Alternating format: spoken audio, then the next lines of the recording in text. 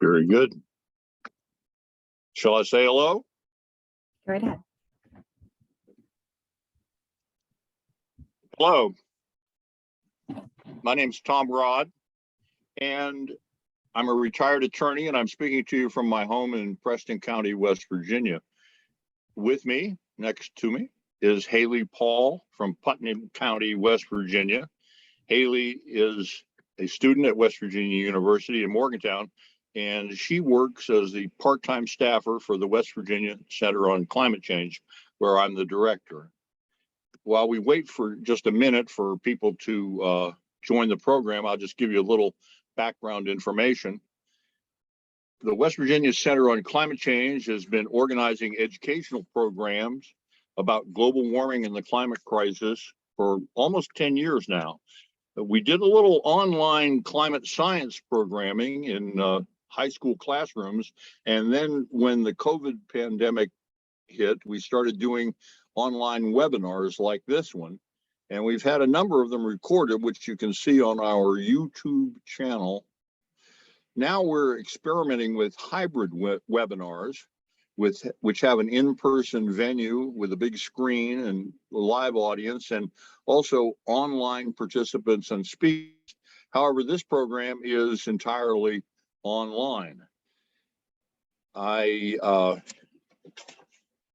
always keep my Indiana Jones hat handy on these programs because Zoom is still a little bit of an adventure, but all of our programs have gone pretty well, and it's great to have everybody here tonight with this for this program for the next hour. Haley, why don't you say a few words about the speakers on today's program? Thank you, Tom, and hello and welcome. Our first speaker will be Jessica Eckdish, who is Vice President of Legislation and Federal Affairs at the BlueGreen Alliance. Next will be Steve Crum, who is an international representative at the International Brotherhood of Electrical Workers. Lastly, we will hear from Marc Boom, who is the Director of Federal Affairs at the Natural Resources Defense Council. The format will be for them to make a presentation, and then Tom will ask some initial questions and get their responses. We want to get as many audience questions as possible, so please type them into the Q&A box you should see at the top left of your screen, and I will review them and post them to the speakers, beginning somewhere around the 30-minute mark. Thanks, Haley. And now I'm going to ask all of our speakers to join us and say hello, wave a little bit to the folks who are going to be listening to the program tonight. Jessica Eckdish is our first speaker. Jessica, welcome to the webinar. And I think we've got a good audience in the room with us. So Haley and I are going to log off, or at least close down our cameras and turn the program over to you. Of course, this is a remarkable evening for the West Virginia Center on Climate Change. And Jessica said when we talked to her just before the program that she had to call an audible, that is to revise her remarks a little bit, reflecting the fact that our Senator Manchin is reported as having joined in reconciliation legislation that will be very important on the global warming and climate crisis issues. So Jessica, thanks very much. I need to say a little bit about who you are in the way of an introduction. Jessica has a Bachelor of Arts degree in Political Science and International Relations from UC Santa Barbara and a Master of Arts in Global Environmental Policy from the School of International Service at American University. Currently, she directs the BlueGreen Alliance's federal legislative policy and partnership efforts in Washington, D.C., including leading the organization's work on climate, energy, and infrastructure issues. Jessica, welcome to the West Virginia Center on Climate Change webinar, and I'll leave the full screen to you. Wonderful. Thank you so much, Tom, and thank you for that introduction. I'm so excited to be here, and as you said, definitely actually more excited to be here than I already was several hours ago with the late breaking news today. So we'll definitely get into that a little bit more, I'm sure. I want to do a couple of things today. I want to talk a bit about how we at the BlueGreen Alliance are thinking broadly about tackling climate change in a way that's good for workers, that creates good union jobs, and builds a stronger, more equitable economy. And I want to talk a little bit about the progress that we've been making towards that goal federally. I think first and foremost on the bipartisan infrastructure law that's already in law, already dollars moving out the door.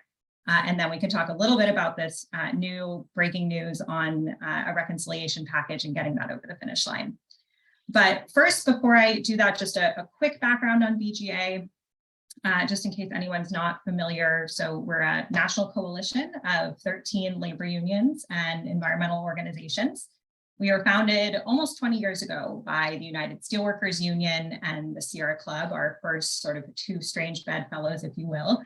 And we were founded really on the basic idea that no one should have to choose between a good job and a clean environment, that we can and we must have both of those. And our mission then and still today is to solve today's environmental challenges in ways that create and maintain good union jobs and again, build a stronger, fairer economy. And we do that work at the national level. We do that work at the state level. We have a presence in about a dozen states, including in West Virginia. Some of you hopefully have worked with my colleague Dan, who is probably on the call. So that's BGA. And really, I can't talk about our vision for climate action without first just grounding you all in a platform that we released in 2019, which was called Solidarity for Climate Action. And that platform that we put out in 2019, it was built on this decade of work together as a partnership, but also on about a 2-year-long messaging project that we did after the 2016 election, where we were trying to better understand how our labor partners, members, and working class people more broadly were thinking about the issues that we work on: energy, climate, trade, the economy. So we did a focus group. We did several focus groups. We did a regional poll across the industrial heartland. But I think what was really most useful that we did was about a dozen informal listening sessions, where we really just sat down with union rank and file workers, mostly from our partners, and talked through all these issues. And what we heard, big picture across the board, the people that we talked to wanted to see climate action, wanted to see action on clean air and water, believed climate change is real. At the same time, they didn't want any solutions to be at the expense of their job. And they were struggling with their day-to-day economic situation, wages not keeping up with the cost of living, not enough good jobs in their community, not seeing the tangible benefits of clean energy in their community. But at the same time, they also really resonated with the message that we shouldn't have to choose between a good job and clean environment, and really felt like people were making them have to take this false choice, which of course is our sort of bread and butter motto at BlueGreen Alliance. So what that told us was that we had an opportunity to create a plan that addressed climate change, but also spoke directly to this economic anxiety. So a plan that would both create good union jobs and a clean environment. So we took that and ran with it. We worked for well over a year. We went through literally 20 plus iterations of this document, which Marc Boom, who you'll hear from soon, had to suffer through. So we negotiated this policy platform, and we ended up with a document in 2019 that we released with all of our partners' logos on it. And we think it was really impactful. It lays out a vision for how we can create and sustain good paying union jobs while fighting economic inequality and addressing the climate crisis. So it calls for getting to net zero economy-wide by 2050. It calls for creating and retaining millions of good union jobs, increasing our nation's union density and making those union jobs more accessible to all, increasing community and climate resilience, and ensuring that all workers and communities have access to clean air and water and safe workplaces. And it calls for fairness for workers and communities. So equity for marginalized and environmental justice communities and workers and communities impacted by the transition. And the platform lays out a roadmap to do this, a couple of big chunks. So investing in clean energy, energy efficiency, low carbon technologies and innovation, investing in infrastructure across the economy, transit, EV charging, water infrastructure, grid modernization, building retrofits, but also cleaning up the mess, right? So reclamation and remediation of orphaned wells, abandoned mine lands, And then really rebuilding our manufacturing sector and reducing emissions in the industrial sector, which is a huge and growing source of emissions. And then making sure that all of those investments are tied to strong labor and community benefit standards to make sure we're maximizing the benefits of those investments for workers and communities. And then finally, ensuring that the transition to a net zero economy by 2050 is equitable, really investing in keeping communities and workers whole and in the economic development and diversification of regions impacted by this shift. So we released this platform in 2019, but even though it was released in 2019, fast forward to 2020, 2021, with COVID really exacerbating all of these underlying issues, it's been more relevant than ever and really has guided our priorities for the Biden administration and this Congress. So I want to pivot to, given this federal landscape where we have a Biden administration and a Congress committed to these issues, we're seeing a lot of this, vision that I just laid out reflected in things like the Build Back Better plan. What kind of momentum have we seen? What have we accomplished? So I want to talk about two things. First, the bipartisan infrastructure law, which, as I mentioned, has was signed into law in November 2021. And then I'm going to talk a little bit about what's still on the table with reconciliation. So first, in terms of the bipartisan infrastructure law, this was $1.2 trillion signed into law in November. And while by no means is this a perfect bill, it makes some hugely significant investments in a number of key areas to rebuild and modernize our infrastructure, many of which will have positive benefits for addressing climate change and creating good union jobs across the country. I want to just mention three major areas. First, environmental remediation. The bill includes a huge chunk of money for abandoned mine land reclamation, $11.3 billion, and orphan well cleanup, $4.7 billion. And I think really significantly that the bill includes language that prioritizes hiring dislocated coal workers for AML projects and also encourages combining contracts to help attract bids from unionized contractors. Second, water. This bill has the largest investment in clean drinking water and water infrastructure, wastewater infrastructure ever, $55 billion. That includes $15 billion to fund the replacement of lead service lines, as well as $10 billion sort of a down payment on the cleanup of PFAS as well, and some other emerging contaminants. And then finally, EV charging and EV school buses. There's up to $7.5 billion towards the construction of a nationwide EV charging network and up to $5 billion to transition the nation's school bus fleet to zero-emission school buses. There's a whole bunch else in there, but those are a couple of what we're seeing as some of the most impactful areas of the bill. So these are all critical, significant, impactful. And there's a lot that we can do to make sure we're maximizing these impacts for workers, communities, and the climate. So we are fully prioritizing engagement on that. At the same time, we know it's not sufficient to meet our goals, either on the climate, on job creation and job quality, and on equity. So that brings me to reconciliation, which is where, as Tom mentioned, I'm pulling an audible because things are very different in this moment right now than they were even couple hours ago, let alone the roller coaster that we've all been on for the last year and a half plus. But I want to talk a little bit about what's at stake with this bill and why it is so incredibly exciting. While we don't have all of the details, it is incredibly exciting and encouraging to see the news that broke just a little bit ago that Senator Manchin and Senator Schumer released that there's a deal on what is now being called the Inflation Reduction Act of 2022.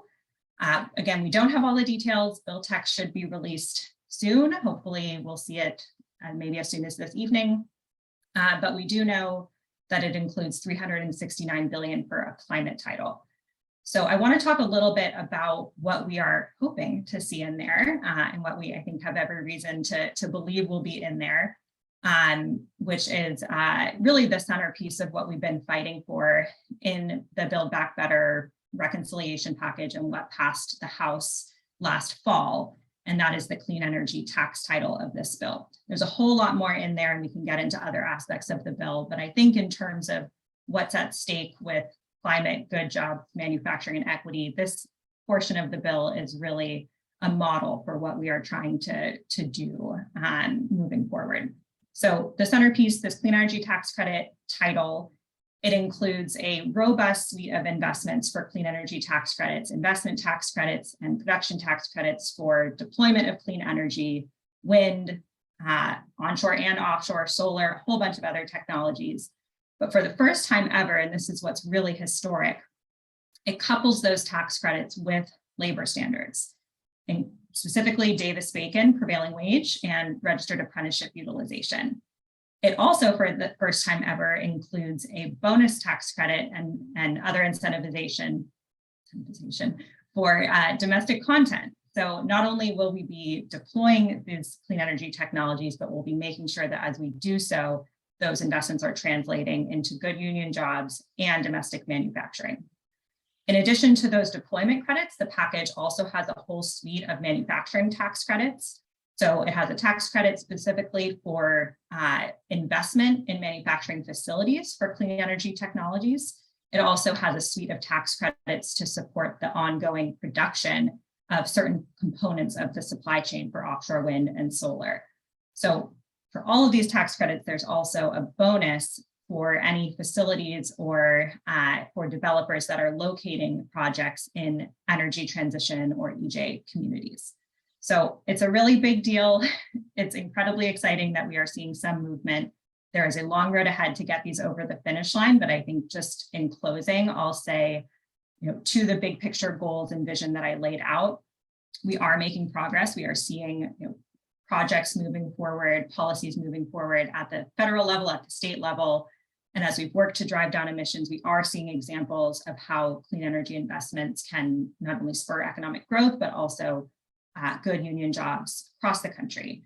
Reconciliation is really going to be critical to scaling these successes, and reconciliation coupled with the bipartisan infrastructure law that we already have on the books can really make a huge impact in delivering on our climate, jobs, and equity goals. But there's a long road ahead, and it's going to take all of us. So look forward to talking about how we can work together to get these over the finish line.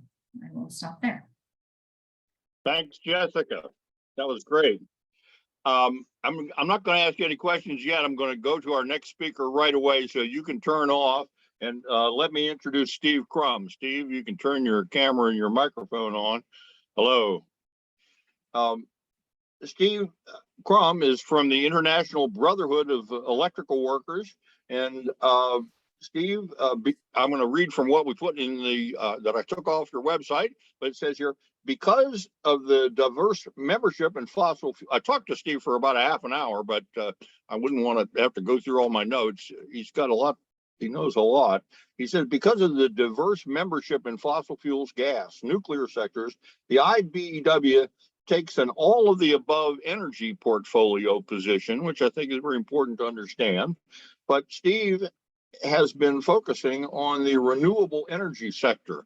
And as a matter of fact, I met him through Delegate Evan Hansen, who is a very pro-renewable energy advocate who's on our board of directors for the West Virginia Center on Climate Change. So when I asked him who would be a good person to talk about organized labor and the climate crisis, he didn't have to think very hard. He said, you want to ask Steve to come on. Steve is quoted in this portfolio that I read as saying, renewable energy is coming hard, it's coming fast, and we need to prepare for it. Steve, welcome to this webinar. I've been looking to get you on here for a number of months, and I'm really delighted that we were able to do it. And the screen and the floor is yours. Thank you. Well, thank you, Tom, and thank you for the opportunity to sit on the panel with Jessica and Marc. I have worked a little bit with Marc, but I really work a lot more with one of his partners, Dan Sawmiller. And Jessica, it's good to be here with you. I've also worked with a couple of your partners, Dan Taylor in West Virginia and Virginia, and Lee Geis, who is the boots on the ground girl in Ohio. Good evening. I'm pleased to be here representing labor, specifically the International Brotherhood of Electrical Workers, the IBEW's 4th District, tonight on this panel. The IBEW's 4th District is comprised of Washington, D.C., Kentucky, Maryland, Ohio, Virginia, and West Virginia. Within these states, the IBEW represents workers employed in all energy sectors, from nuclear and coal to renewable energy sources such as wind and solar. Our members in the energy space perform a wide variety of jobs. We are responsible for construction and maintenance throughout the generation, transmission, and distribution processes. In addition, our members work in the energy space. In addition to the work that we do in the energy space, a fact that may be a lot less known is that we also represent members in industries such as the railroad, telecommunications, government, broadcasting, and manufacturing, just to name a few. Many of the cameramen and women who bring your favorite sporting events or late night television shows, and those responsible for maintaining rail cars that are a critical component of the supply chain, and even the men and women who built the recently launched James Webb Space Telescope that's been making news, they are all IBEW members. This is why the IBEW is commonly referred to as the most diverse union in the AFL-CIO, and quite frankly, even in the world. You know, coupled with diversity comes balance. And I think Jessica hit on that a little bit. The IBEW strongly supports an all of the above energy policy. We are keenly aware of the challenges posed by climate change and the balance required to not only address climate change, but also retain and secure jobs, good, family-sustaining union jobs. The IBEW has worked impacting energy policies at all levels, that's federal, state, and local, for years, and has a system of membership engagement that has proven successful in mobilizing when necessary. We are committed to partnering where we can move forward with common goals, and I think this panel tonight is evidence of just that. You know, I have a lot of grandkids, and I believe they have a bright future ahead of them. Dealing with climate change is something that needs to happen, and it's something that is happening, and I'm thankful that I get to play a part within the IBEW's 4th District. I'm a firm believer in balance. I want my grandchildren to inherit a cleaner climate, but I also want to make sure it is done balancing jobs that sustain our communities. Thank you for inviting me to be with you this evening. I look forward to the conversation and also some questions later on. Thanks, Steve. How? Appreciate it. And we will have some more questions. I want to remind people in the audience that we have a Q&A box where you can type your questions. Haley is going to go through those and pull out some of them. And I've got some prepared here too for our speakers, but don't be shy now. Get on that keyboard, and this is your chance to talk to some people who are real experts in this field. Steve, you can log off now, and he jumped ahead on him. And here's Marc Boom. Hi, Marc. Thanks for joining us. Can you hear me? Hey, Tom. Good. Hey. Thanks for having me. All right. Let me get out my little blurb on Marc to read to you. Marc works at the Natural Resources Defense Council, and I believe are you in Washington, Marc? I am. Yeah. Well, he's a leading voice there for the integrating economic inclusion and justice into the NRDC's work and developing partnerships with labor unions and other organizations that represent workers' interests. Before joining NRDC, Marc served as the senior legislative assistant and the principal advisor for energy and environmental issues in the office of Pennsylvania Congressman Patrick Murphy. It was a name that may be known to some of the folks who are watching. And Marc, we're really delighted that you're here and really appreciate your being willing to talk, maybe even a little bit off the cuff or call a little bit of an audible, but at least in part, share some of your thoughts about this current development on the reconciliation, because that's really, an area where you obviously know a great deal, the Capitol Hill world. So thanks very much for being here, and I'll turn the floor over to you. Great. Thanks, Tom. And hi, everyone. Thanks again for having me.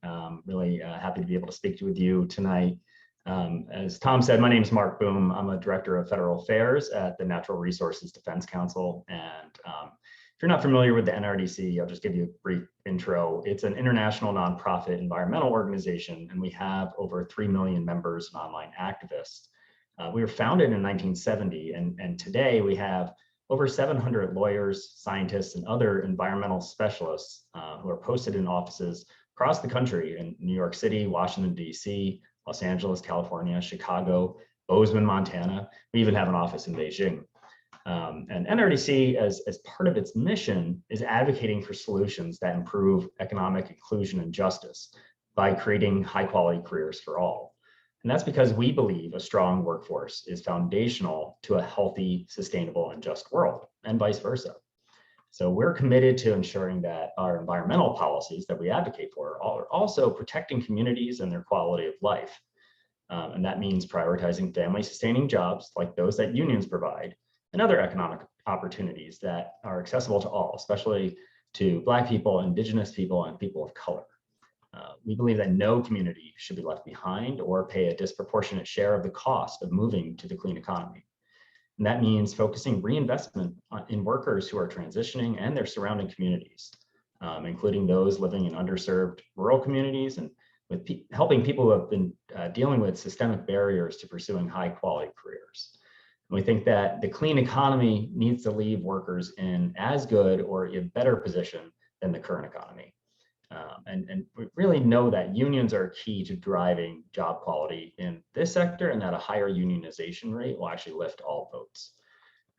So a little bit about myself. For the last 6 years or so, maybe 7 now, I've been the point person on our engagement with labor and worker issues. And I also, of course, work on Capitol Hill and talk to lawmakers there about federal policy. But before that, I did work for Representative Patrick Murphy, who's from Pennsylvania. He's no longer in the Congress, but when he was the first Iraq War veteran who was elected to Congress. And being from the Philadelphia area, we really understood the importance of union jobs in driving quality of life. And one of our best successes when I worked for him was that we actually saw that turning the old abandoned grounds of the Fairless Steel Mill, we actually turned that around and got reinvestment that created a new polysilicon plant and a wind turbine blade manufacturer that employed members of the Steelworkers Union.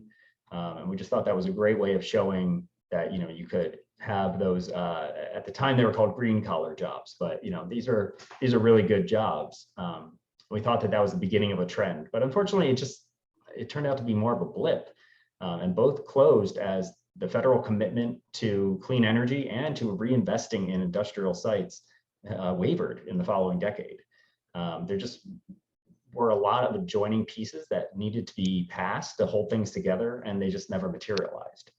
And that's why I, have come to NRDC, and I've been happy to partner with BGA and other unions to try to figure out how do we escape these piecemeal approaches and instead build out a comprehensive approach that will actually lead to a clean economy that's built around this core of high quality union jobs, and make it so it lasts.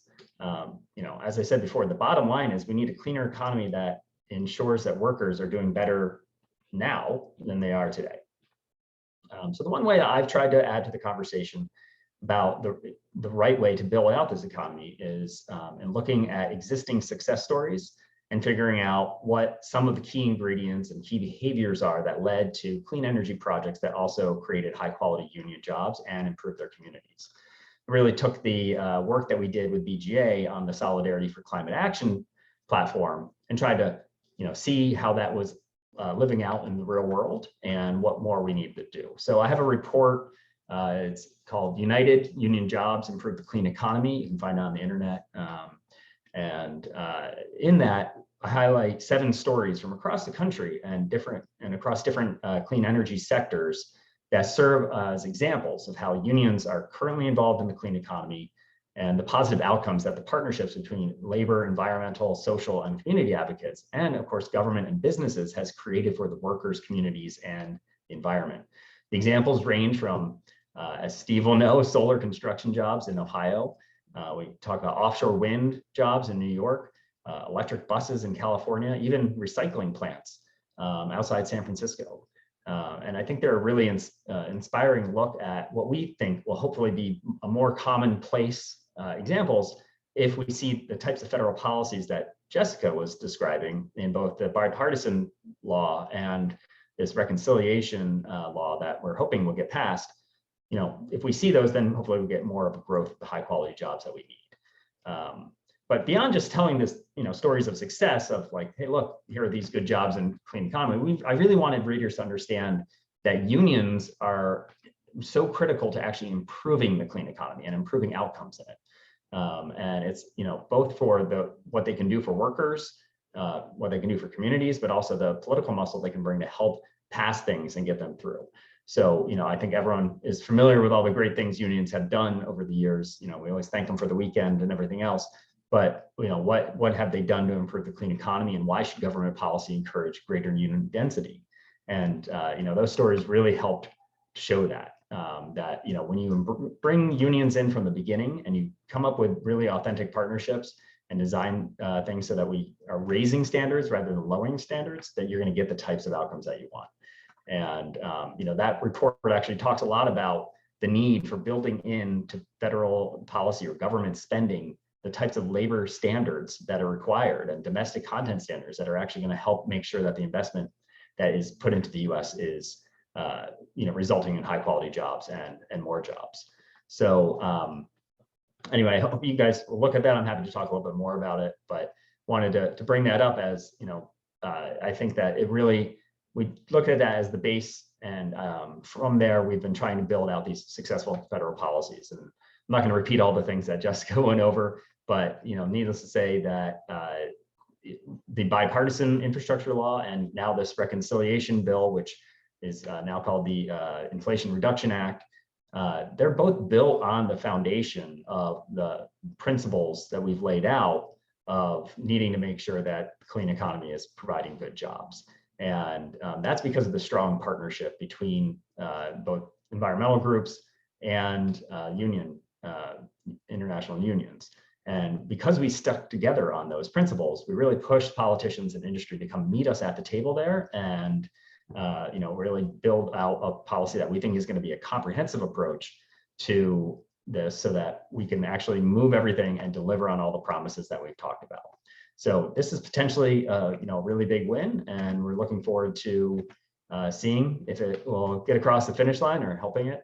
You know, it's just been a really great opportunity over the last year to work with our union partners and with members of Congress and others to really figure out exactly how we need to build out the clean economy and do so in a way that works for workers, make sure that they come out on top. And it's very exciting that we're very close to seeing it realized. Thanks, Mark. I'm trying to get back on. Hi, Mark. Thank you. Yeah, we can't get too giddy here, can we? All right, I guess it's my turn to ask a few questions of the different panelists. So Jessica, come on, and Steve, come on, and Haley is waiting with bated breath to see some more typed in some questions in that Q&A session. I just want to, let me ask you a question. There probably are people in the audience who are completely ignorant as to what Davis-Bacon is, and there's probably people who, is that the mechanism that in fact is going to be a strong force for making jobs more amenable to being union jobs? Is it that same piece of legislation? Would somebody like to speak to that? Because I don't know a great deal about it. I certainly know that it has powerful effects when it's in place. Go ahead. Yeah, I'll take this one. This one's kind of in my wheelhouse a little bit. So Davis-Bacon is actually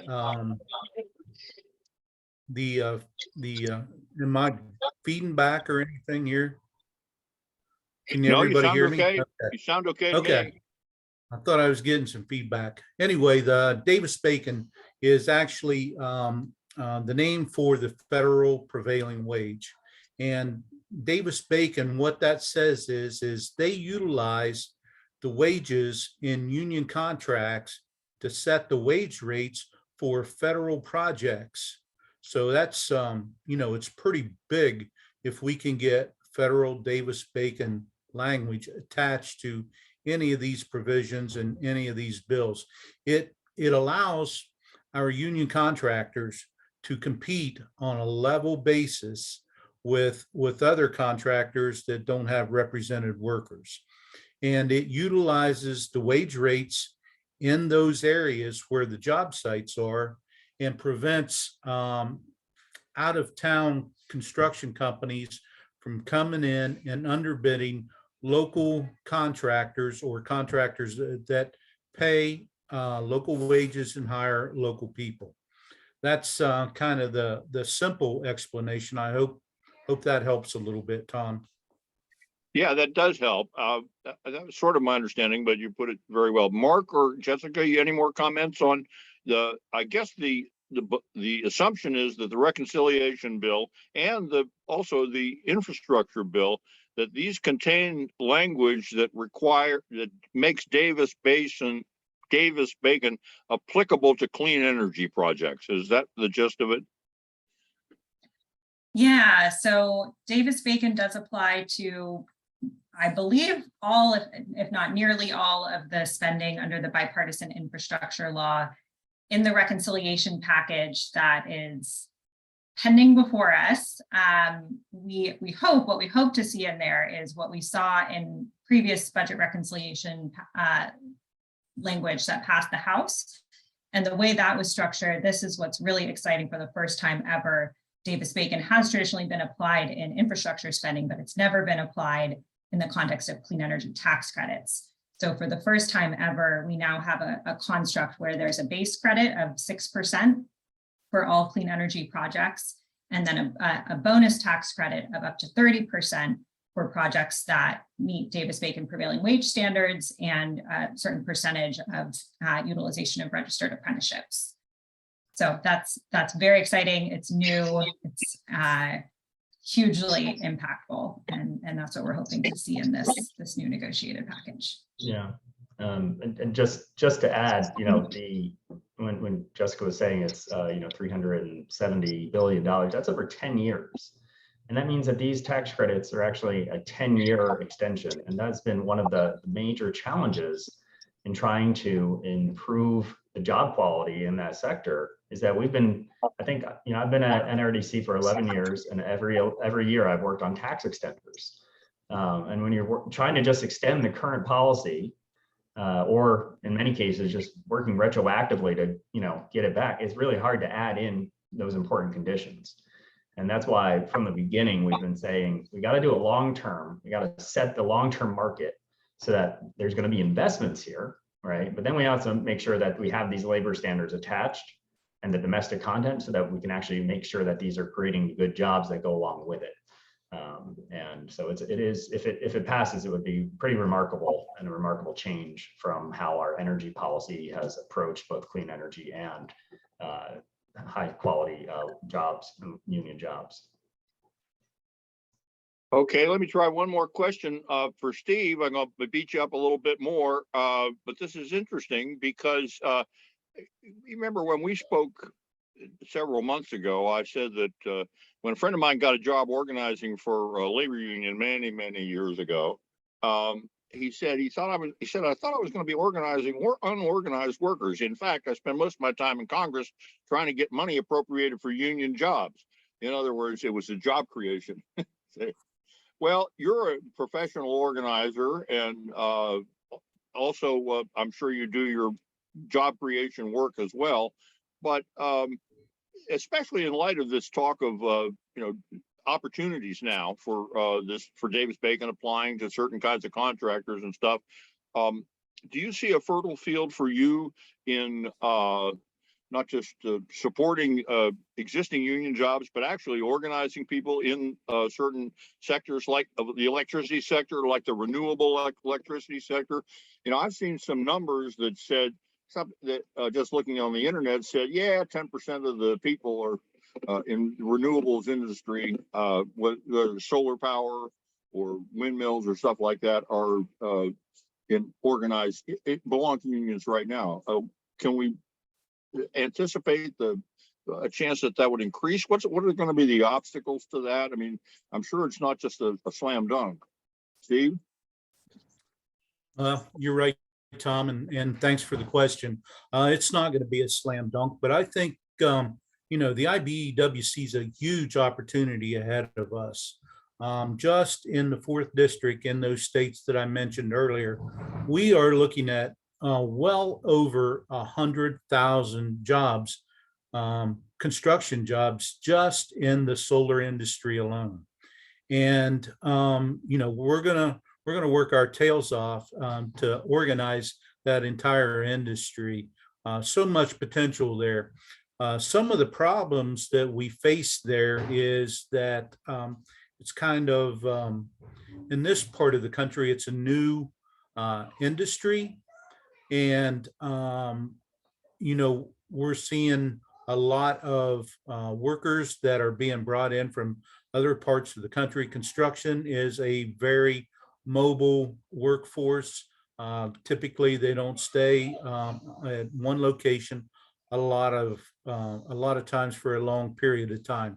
So, we are working diligently to recruit and bring people into the industry. We want to offer them a career in the electrical industry, perhaps a position in the apprenticeship. We want to increase their wages and their benefits, improve their working conditions. We just see a tremendous opportunity in the solar industry, and in the you mentioned wind turbines. We've been very involved in the at least in our district, the wind turbines, the offshore wind turbines off of the beach in Virginia down there. So we have an opportunity here to grow the IBEW and bring new workers, a diverse workforce into the IBEW over the next several years. And, that's our goal, Tom. Thank you. Well, I'm glad I thought of that question. I think people are going to be, well, that looks like you have your work cut out for you. Maybe you'll be hiring. Haley, I see you're on there, and that's delightful because I was just about to turn to you. I see we have a number of questions. I see one by Charleston Gazette reporter Mike Toney, who is a great journalist and who maybe will be reporting on some of tonight's talk. But so make sure you get to Mike's question, but not at the expense of anybody else, of course. So what do you got for us, Haley, in the question box? Absolutely. We will start with the first one that was submitted, and this was submitted during Marc's presentation, but I do think it can be answered by the general body if they feel it is applicable. And that question is, how does this agreement with Senator Schumer that was initiated with Senator Manchin that we heard about today influence your deliberations and your work? Or how do you anticipate that it might? Well, there's a lot that we need to know. There, it was kind of breaking news at about 5 o'clock, and we haven't seen text of it. So that's the details will matter. We've just seen a fact sheet that says there's 370 billion over 10 years for energy security and climate spending. But based on, I think what Jessica and I have been talking about is based on like where things were previously, or, context of negotiations that have been happening for almost a year now. And so, that it weighs heavily in our deliberations about how we approach things at the federal level. There are some things that only Congress can do, and a lot of that is investing and spending money and targeting money in ways that can really make a difference. That the administration may want to do that, they just don't have that authority.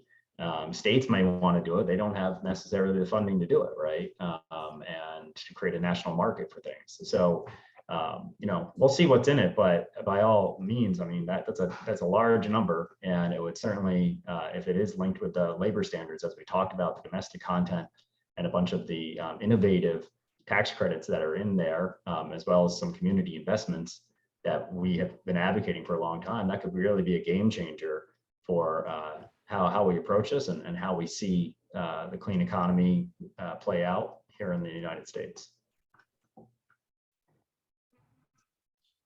I hesitate to even talk about work after potential passage of this bill. I am knocking on all of the wood around me.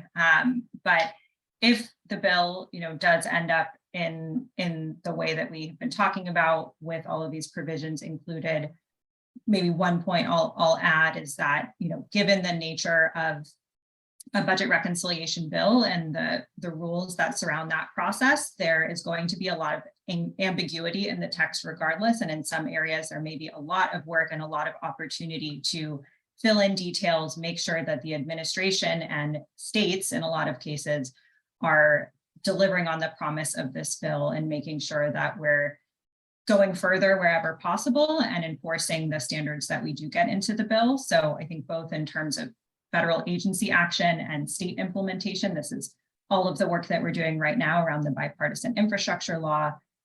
Passage is the critical next step, but it won't be the end of this conversation. Again, I am knocking on all of the wood around me. Awesome. Yeah, Tom, Oh yeah, go ahead. and on our front, I just think, we got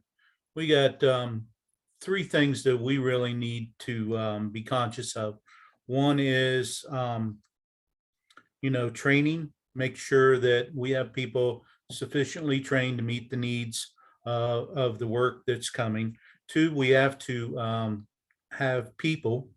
So we have to look at that, recruit, bring new workers in, and all that. And then thirdly, like Jessica said, I think we have to make sure that the provisions are enforced and that, our workers and our contractors, have an equal shot at bidding this work.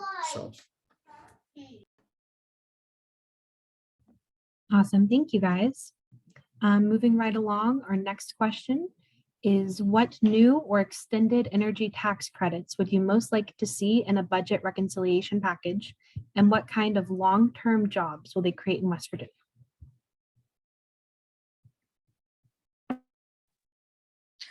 I'm happy to start on this one. Yeah, go ahead. Okay, Mark, I'm sure you'll jump in on this too.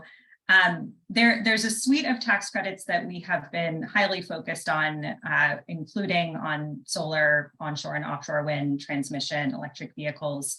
I think for us, as you've heard me say now, what we are most looking for in this package is the length, the duration of extension, which we've been calling for 10 years. And as Mark said, it sounds like that may be the case, as well as the inclusion of these labor standards and domestic content preferences. We are also keenly excited about the potential for the inclusion of the suite of manufacturing tax credits that I mentioned. I cannot understate the importance of not only the domestic content provisions, but the manufacturing tax credits, both the 48C investment tax credit, as well as the suite of manufacturing production tax credits that, again, will support ongoing production of key components in the supply chains for offshore wind and solar and potentially other areas. So we will be on the lookout for all of those. And maybe in terms of the second part of your question, we have increasingly seen more and more clean energy projects being built with union labor in the US. I'm sure folks on this webinar have a number of examples. Just recently, we saw the announcement in West Virginia for a facility with Sparks in partnership with the mine workers for workforce recruitment. The West Virginia affiliated construction trades have agreements on various solar projects in the pipeline.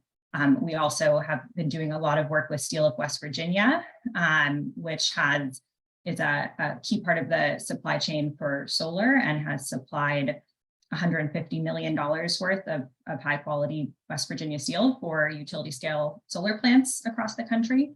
So I think these are exactly the kinds of projects and opportunities that this reconciliation bill hopefully will support and scale up, not only in West Virginia, but across the country. And if I could just add a little bit to it, I mean, I'm in complete agreement, not surprisingly, of what are the tax credits that we're looking forward to, and the ones that we've been working on. And I do think that the manufacturing ones are a real game changer, to bring as much both economic benefit from clean energy investments and bring more of that supply chain here. From an environmental point of view, we've been working very hard on looking at the supply chain and how do you make sure that you're accounting for emissions and pollution that come along with all of this. Obviously, we know that solar and wind don't have emissions at the point, but we do care about the supply chain up and down. And so we know that U.S. manufacturing as a whole is generally cleaner and under better laws than a lot of the places that these components are already being sourced. So I think that there'll be environmental benefits from that we'll be looking at trying to figure out. And at the same time, we've been working on how do you clean up, make it even cleaner. How do you clean up steel production and others, cement production, things like that. And there's a lot of interesting new technologies there, and hopefully, this type of investment in domestic manufacturing and benefiting cleaner manufacturing is going to really pay dividends on that side as well. All right, thank you both so much. Our next question is there action that needs to be worked on at the state legislature and even local levels to bring forth the environmental and workforce goals that your agencies support?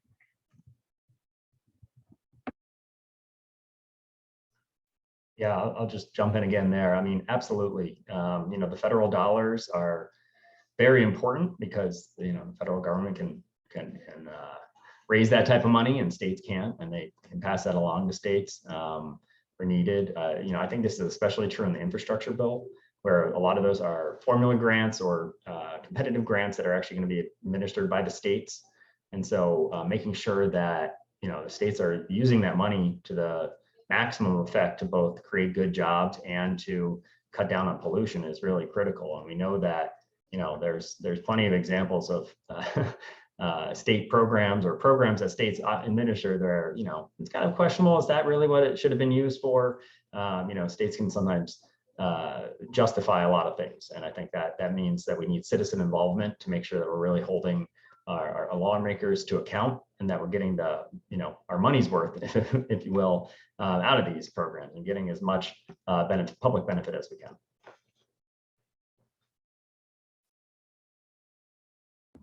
All right, thank you, Mark. Our next question is roughly how much will anticipated clean energy jobs created by a budget reconciliation package pay? And will the compensation for those jobs be competitive with those in the coal and natural gas industries?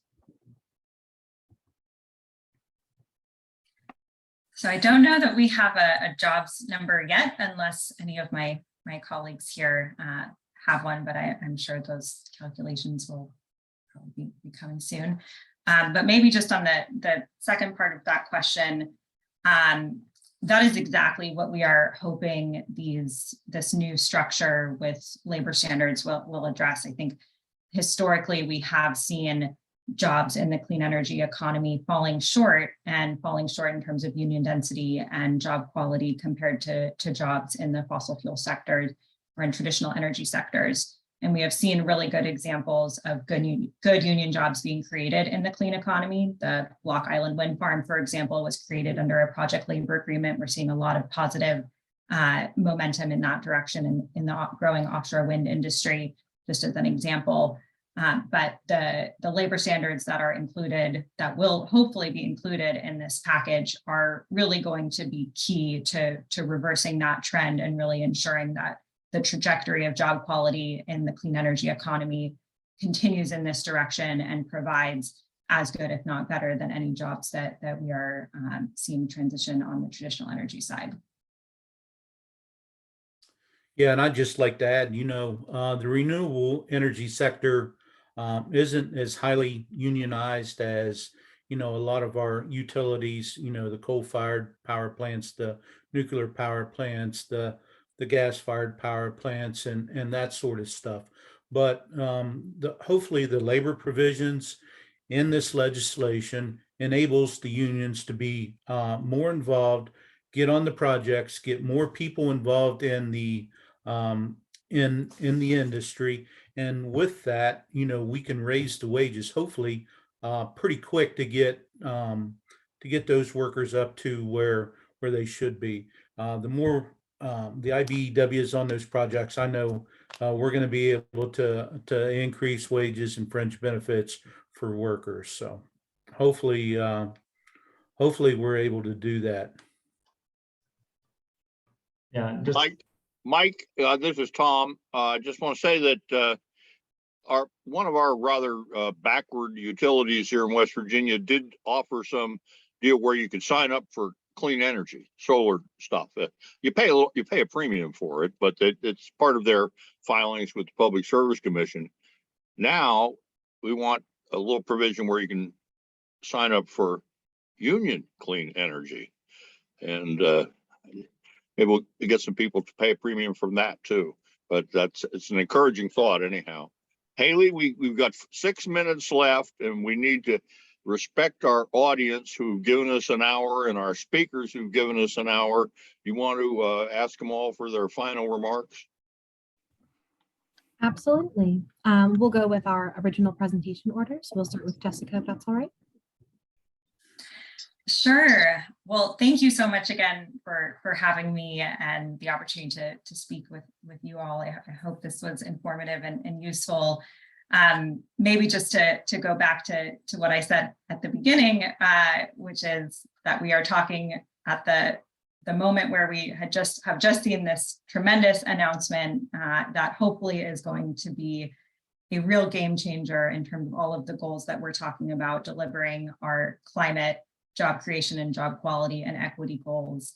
And we have a real opportunity to get this bill over the finish line and then work collectively to implement it in a way that really translates into those outcomes and really maximizes benefits for workers and communities. And I think there's a particular opportunity to make sure that investments are really prioritized for the communities and the workers that need these investments the most. And that's a real opportunity for driving both manufacturing and clean energy investments in West Virginia. And we're looking forward to working with you all to make sure that these goals are realized. So thank you.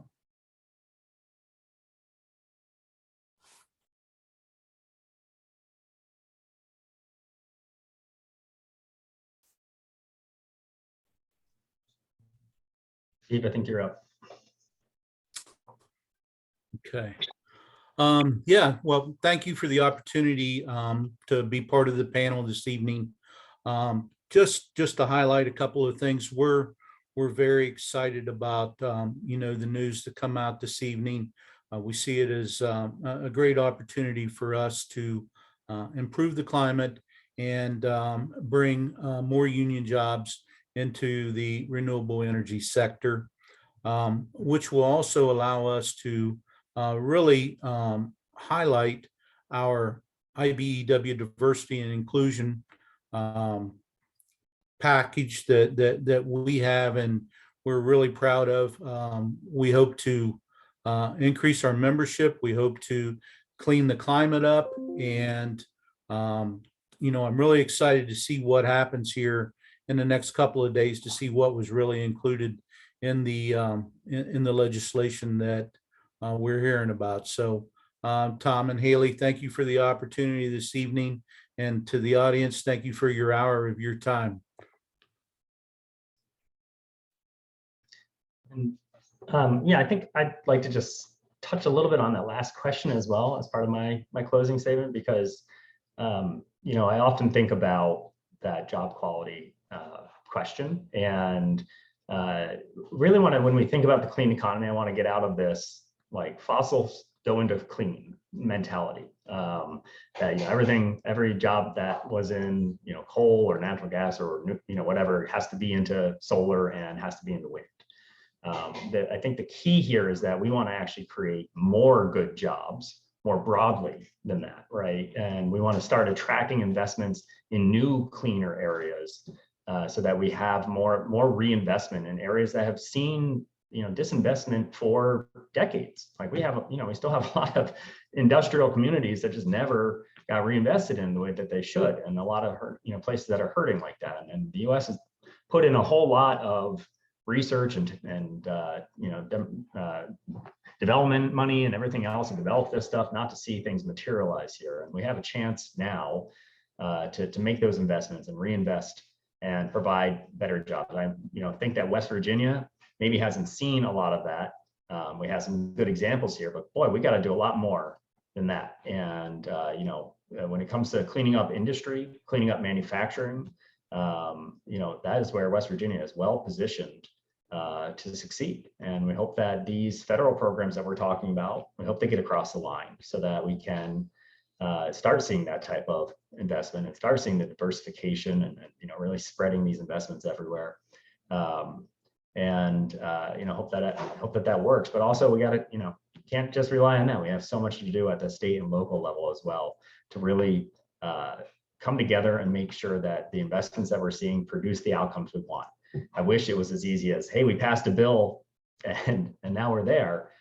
We know from experience that it doesn't, that's the first step, not the last.